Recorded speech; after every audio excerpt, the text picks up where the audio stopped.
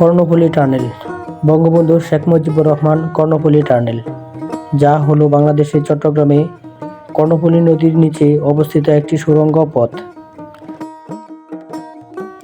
2023 সালে 28 অক্টোবর তৎকালীন প্রধানমন্ত্রী শেখ হাসিনা এই সুড়ঙ্গ পথটি উদ্বোধন করেন।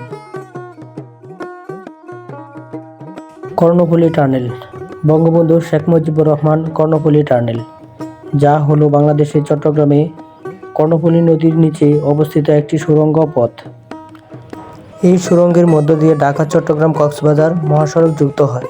কর্ণফুলী টানেলের দৈর্ঘ্য 3.2 কিলোমিটার, অর্থাৎ 3.5 কিলোমিটার। এই সুড়ঙ্গ পথটি বাংলাদেশের প্রথম সুড়ঙ্গ পথ এবং দক্ষিণ এশিয়ার নদী তলদেশের প্রথম ও দীর্ঘতম সুড়ঙ্গ পথ।